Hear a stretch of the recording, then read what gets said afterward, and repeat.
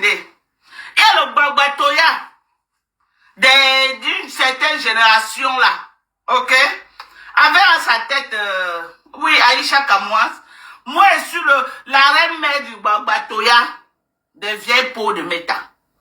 Ok, je dis tout haut ce que d'autres disent tout bas. Et ça ne part nulle part. Voilà.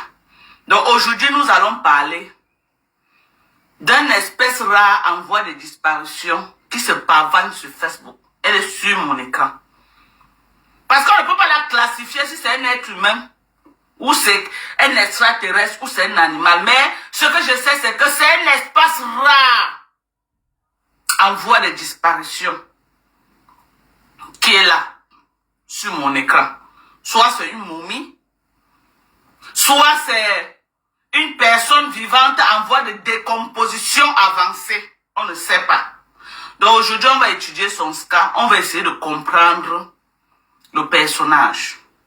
Au Cameroun, cette vieille peau, cette espèce rare en voie de disparition, cette momie qui est sur mon écran, est classifiée comme la plus grosse mytho que le Cameroun n'ait jamais connue.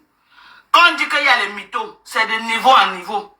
Celle-ci, elle a détruit le niveau que le Cameroun connaissait jusqu'à elle atteindre un autre niveau de mythomania. Nous allons parler d'elle. À 500 personnes connectées, je m'assois là. Je me suis réveillé ce matin. Ah, dis donc, va chez Oreille. Va vendre tes tickets ailleurs. C'était avant. Va vendre tes tickets ailleurs. Tu ne vas plus, tu crois que tu vas venir nous utiliser pour vendre tes tickets? Va vendre tes tickets ailleurs, maman. Va vendre tes tickets ailleurs. Va utiliser notre personne, ce n'est pas moi, maman. On écoute. Parce que j'aime toujours les preuves. Et Bipé, Loïc Chapuis, son fils. Parce que ça me fait de la peine, ok? Elle est un grand garçon sur Facebook. Contrairement à moi, mes enfants sont sur TikTok, ils ne sont pas Facebook. Je vois sa maman se faire lyncher tous les jours. Parfois, quand je veux parler de cette femme, quand elle pense à son fils, quand elle pense à son mari, son ancien mari, qui m'a aidé quand je faisais mes trucs à Dieu, m'a donné des conseils. C'est pourquoi je calmais. Mais comme elle s'est attaquée à moi, je m'attaque à elle. Et j'ai averti au père de ses enfants. Franchement, excusez-moi, je déjeune aujourd'hui comme au pays. On va l'écouter. Écoutons. Merci. C'est qu'elle est venue défendre Flo. En entrée, elle nous dit qu'elle est venue acheter les produits. On va commencer à continuer.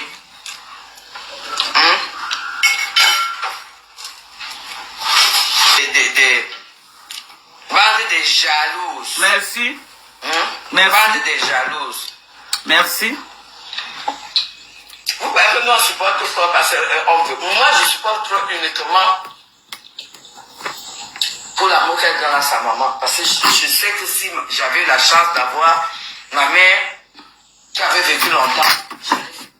Pardon, attendez. Cette vieille pauvre nous dit qu'on doit donner un palme d'or parce qu'une personne s'occupe de sa maman. Donc dans tout le Cameroun là, ok, c'est elle là. Ou alors, qu'elle s'occupe de sa maman, c'est pas, je ne sais pas, c'est pas héroïsme, c'est une obligation qu'elle s'occupe de sa maman. Okay. Tous les enfants ne le font pas. En tant que vrai Africain. Tous les enfants ne le font pas alors, Mbap. C'est une obligation qu'elle s'occupe de sa maman. De toutes les façons, je vais seulement t'allumer, je ne vais même pas te décrypter. Une femme qui méritait. Quand je pense que Flore représente pour sa mère, ce qu'elle fait pour sa mère, c'est là que ça dit qu'on ne touche pas à ce genre de personnes. Vous sortez tout. Écris-moi sur WhatsApp la personne qui a besoin du collagène. Bande de femmes maudites. J'entends l'autre, celle des États-Unis, là, la bouche, on dirait. Elle est tombée malade, elle n'a même pas pu avoir l'argent pour se soigner aux États-Unis. Elle est venue se faire opérer la gorge, ou c'était la gorge ou quoi, au Cameroun. Elle a essayé à la base et tout, ça n'a rien donné. Mais elle est nulle part. Bonsoir, Tanya. Découvre, pardon. J'ai ramené une assiette d'ananas ici hier. Elle ne faut pas prendre les médicaments, voir les marabouts. Les marabouts, tu ne connais pas la route. Parce que tu as parlé, c'est que tu connais la route. Avec ta grosse tête, ton gros corps. Pour rien, oh, pour rien. Pour rien. Elle m'insulte. Pour rien, hein. Écoutons. La fille monte de est dans le stress.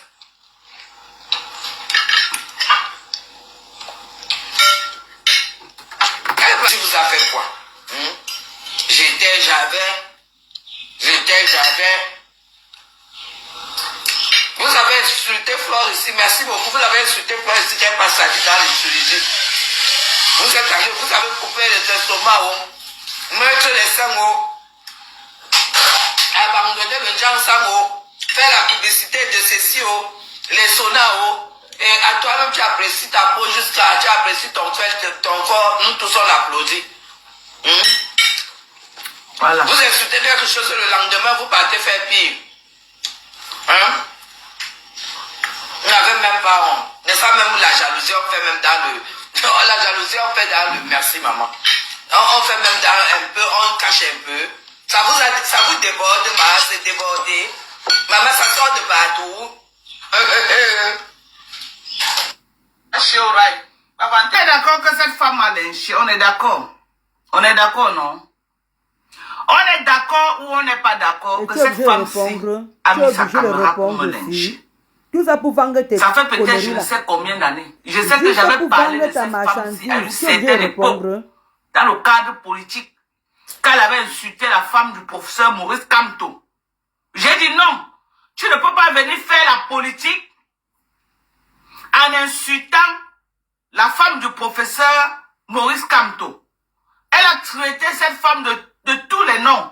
De la même façon que je dénonce que vous ne pouvez pas avoir affaire au président Paul Biya et vous insultez ça. Tellement j'avais été violente dans les 2 lives que j'avais fait, qu'elle est partie. Je ne sais pas, la direction du RDPC m'a écrit tout un courrier. Elle avait du mal, après ça, de venir mettre sa caméra pour parler du professeur, la femme du professeur Maurice Kamto. Et je crois qu'après mes sorties sur elle, elle n'avait plus prononcé le nom de l'avocate. Je suis un ingénieur agricole, je peux te donner les idées. C'est comme ça qu'il me donne un plan de construction. Il me donne un plan de construction de séchage de manioc. Que même en toute saison, j'aurai toujours